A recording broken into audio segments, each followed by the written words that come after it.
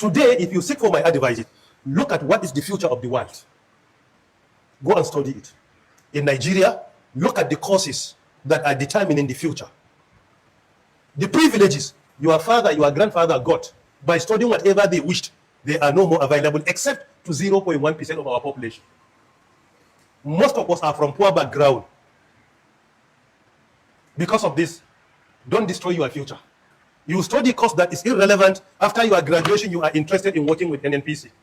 Less than 0.1% of our population do have these privileges. And even they themselves, the privilege could be available at the time you commence your studies. Before you are graduate, it will disappear. The courses that are determining the world, that have been prolonged and they are still relevant, go and study medical courses. Particularly to be a medical doctor is relevant. We will never discourage this. Go and become a lawyer. This will continue to be relevant. We will not discourage you from doing that.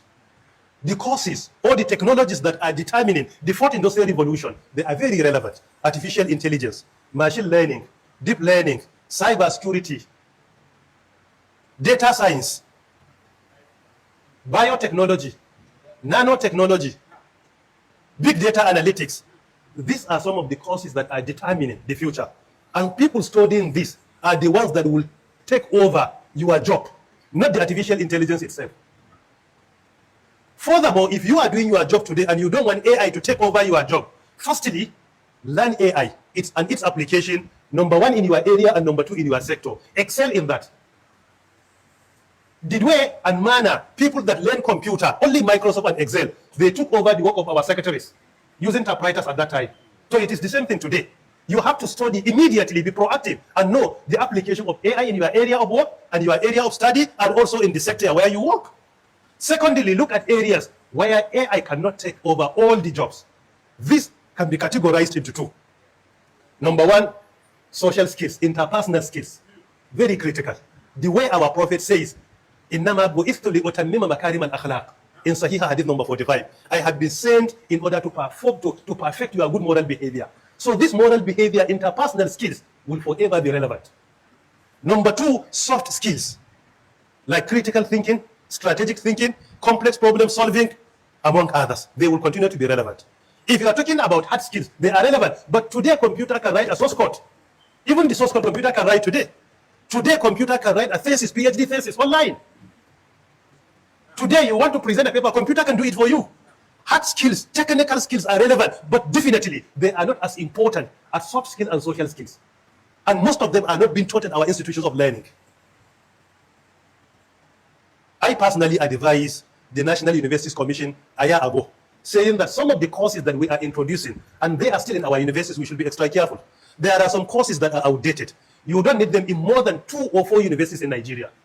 Because why? The demand has been reduced by more than 90%. So you don't need to be creating new universities, introducing the same courses while there is no opportunities for the graduates. Why are we repeating the same thing? We don't think out of the box. Some courses you need to only retain them in the first generation universities. ABU, Zaria, University of Ibadan, University of Nigeria, Nsukka. These are the old generation universities where you need to retain some courses that are not in demand today. And you need to expand the courses that are in demand in the labor market. We need to start producing potential employers through our universities, not potential employees. The system is not about producing potential employees where they will graduate women about with their CV. The focus of the world is how to produce potential employers, job providers, not job seekers. This is what fourth industrial revolution is all about. We need to change that perception. There are many challenges with AI, many challenges.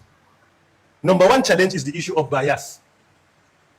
What AI presents depends on the quantity and the quality of data presented to it. If the data is biased, the result is going to be biased. Two, the issue of making others to be unemployable and unemployed. I spoke on this, I don't need to repeat it. Number three, the issue of privacy and confidentiality. This is another challenge. That is why in the US, they have commenced the process of regulating AI, particularly in financial institutions and others.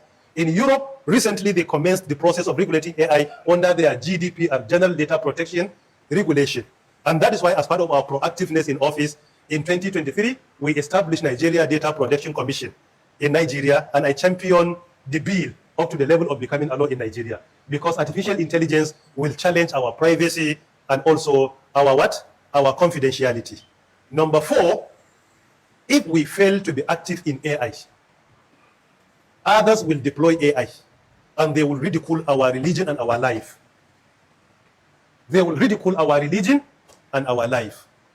So because of this, I challenge each and every one of us to either get involved in AI, formally or informally, and make sure that from primary school, we start introducing artificial intelligence to our children, up to secondary school and universities. This is what is being done in China, Finland, and Switzerland. The issue of critical thinking, complex problem solving, creativity, or thinking out of the box, or AI, is not about university, it's about catch them young. You catch them at the initial stage of their life. So we need to introduce this in our Islamic schools, our formal schools, where our children will be proactive. And they are, to be fair with you, our children, they are more creative than us. Why? Because people in my own category and our elder brothers, we need to switch from manual to analog to digital within the last 4 decades. But our children are digital natives, and they are the actual digital species today. They are digital species, and artificial intelligence is also a digital species. So there is a reconciliation between them. The way and manner we need to do adjustment, they don't need to do it, because it's their own generation. They are digital species, and AI is also a digital species. So there is what? They are interwoven. This is just in summary because of the time constraint, and I believe, almost 70 minutes without reminding me.